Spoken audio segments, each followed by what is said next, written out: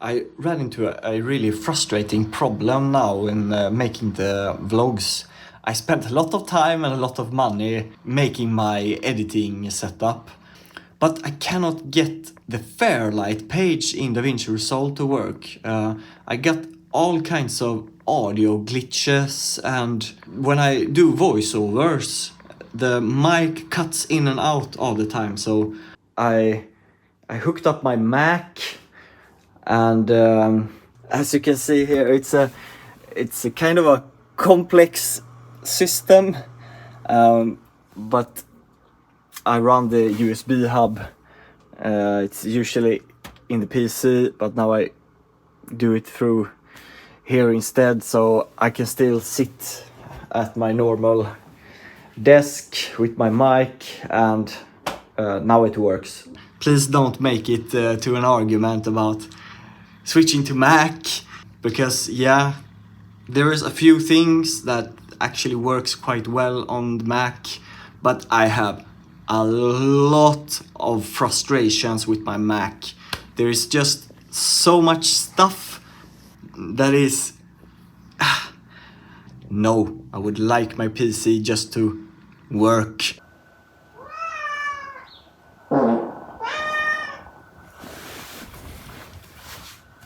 Hello. Okay, let's get back to catching up with the blogs. I'm at the local art gallery, Röda Sten Konsthall, making an interview today. And it's a fairly small budget films I make for them, and I try to make my setup as comfortable as possible. I have two lights, my Aperture 300D with my big Godox softbox, single camera fx-9, and I have a small tungsten spotlight, and I always try to find a nice background and keep it simple. This local art gallery is one of my regular customers, so whenever there's a new show and they have budget for it, I come down, I make a little video they have on their website, and also to the entrance of the gallery. And it's always nice because I'm not an arty guy, so my film is always trying to focus on the story behind the artworks and the story behind the artists, and it's a good place to start because sometimes contemporary art can be quite difficult to understand, but if you get the story behind it, you can enjoy it much more. And I think my films are always a good addition to whatever exhibitions they're having at the moment. I really like working with them because they give me a lot of creative freedom with my films, and there is usually not a lot of feedback. They're often very happy with what I do. Going through my old footage, I don't know why I'm driving my dad's car, but always nice to show you the inside of the classic Swedish Volvo 740 limousine. Dad probably has the oldest car on his block, but it's a classic nowadays and you don't see many of them.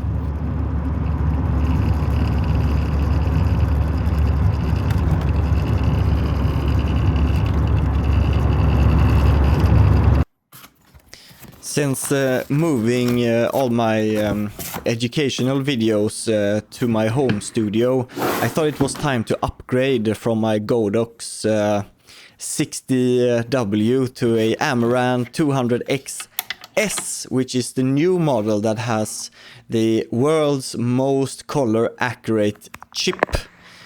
And since it's a fixed installation and I do a lot of these shoots, might as well have accurate and pretty light. What do you think? Do I look very accurate? I don't know.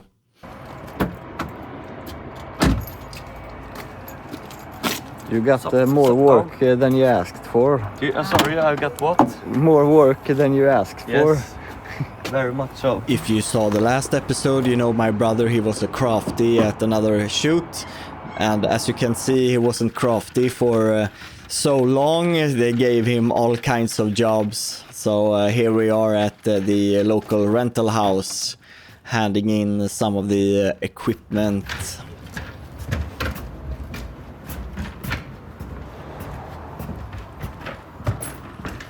Ja, det är förmodligen... Dansa precis som ni. Soon the students at school need to be finished with their projects, so here we are having a little sneak preview of one of the students' films. It looks very promising. They are a very good class. I'm very impressed with all the work they've done so far. Here is my friend Knut and Oskar. They're making like a pilot episode for a comedy show that they've written. And it's in a quite experimental phase, trying to work out the characters, and we are all working on our filmmaking skills doing this kind of project. We work together and trying to improve our skills both in producing, acting, shooting, yeah. Vad skönt.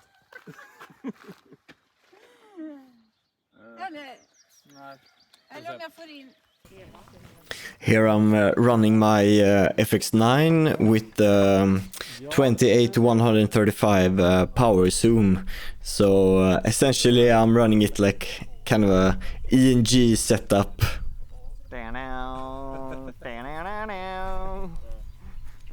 Ja, det var tufft. And as usual my brother is doing the sound. Scen 1A, tagning 4.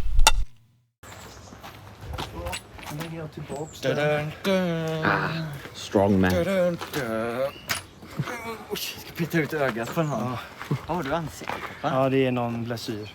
Okej. Det är någon som attackerar mig med en synål i natt. Now I'm at the next shoot in the little shack where we're gonna film a scene for father's film. Åh, jävlar. Jag såg inte, sorry. Och ståltråd. Är det den lampan de fejkar den riktiga solen med? Ja, the sun. Ja. Nej, vänta lite nu. Nej. Ja. I thought I brought the wrong cable, But I'm not that stupid. we're gonna make a quite unconventional shoot in this. It's actually a library for like political books and so on. It's gonna be 4 characters having a long discussion, and everything will be improvised. So we will shoot with 3 cameras, getting one full shot of everyone and 2 like insert shots of 2 of them sitting next to each other. The tricky thing with getting a lot of coverage in one take, that preferably you have to light everything from above, so you can't see light stands and so. And so one of the lights will be my aperture, just filling some of the room from outside the window, and act as a backlight for 2 of the characters. Häng den sladden. What's up guys? About to shoot. That's how we move. Hollywood's been chasing us around. Raids now. We're about to get that bread.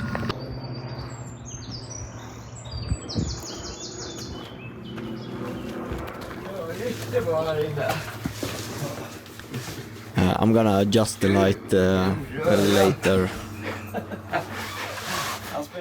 Here is the final setup, 2 NAND light tubes with the grid and barn doors and the aperture through the window. Now the actors have arrived. And there is 4 characters with 4 different political angles, and we have 1 communist, 1 anarchist, 1 philosopher and 1 feminist, and they're all gonna debate on what to do about the problem in the film. And these are the cameras that I'm gonna use today, 2 FS7s with the servo zoom lens and my fx-9 with the 16-35, which is going to take the wide shot which you can see here. And I think it turned out pretty good. It looks kind of natural, but also a little bit heightened with everyone having like a backlight on their head, and still everyone is lit from the far side of the face. So yeah, I think it was pretty cool. But the most important thing is that we had some great moments in the scene, and hopefully we can incorporate this in the film in a good way. Det här är ju jättekonstigt. Fan vad du pratar. Ja, det undrar jag också. Jag tänkte någon annan skulle prata.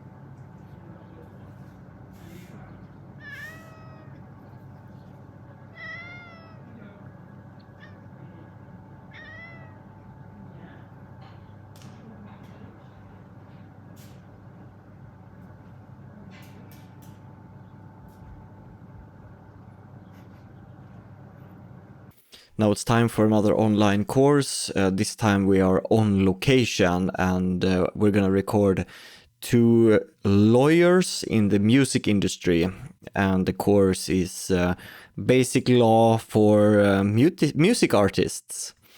And I'm gonna shoot with one fx-9, one FS7, and then I bring my A7C to take pictures. I prefer doing these kinds of gigs inside my home studio because there's always a lot of stuff to bring, and especially if you want to lit it well.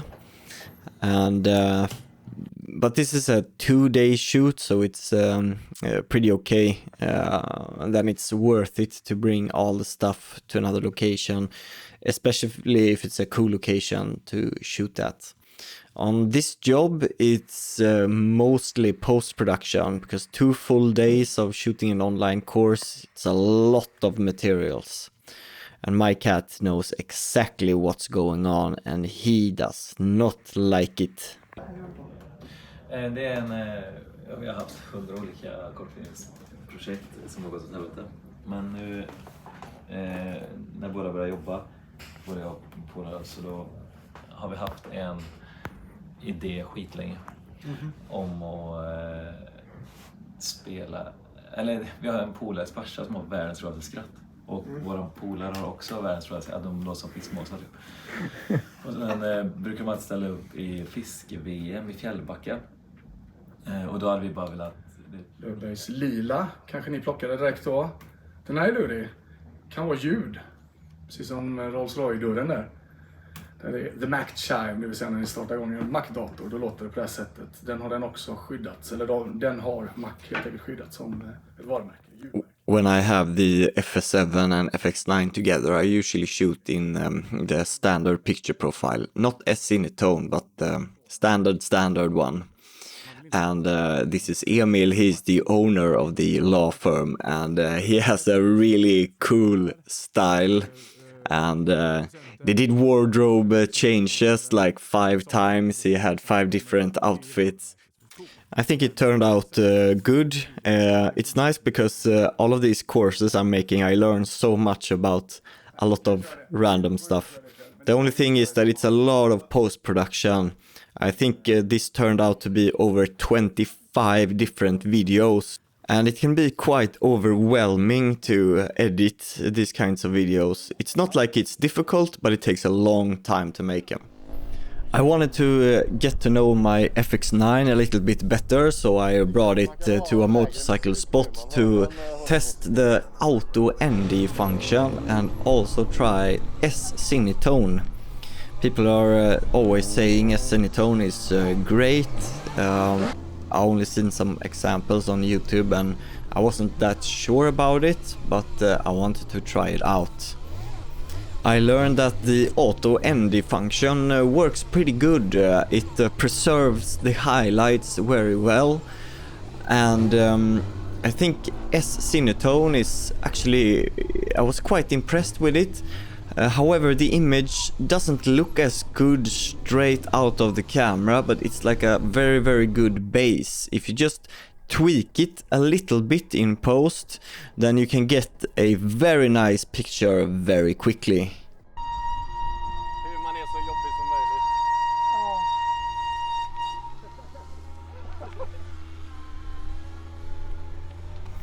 I was very happy with the profile, and from here I started to work with it more and more.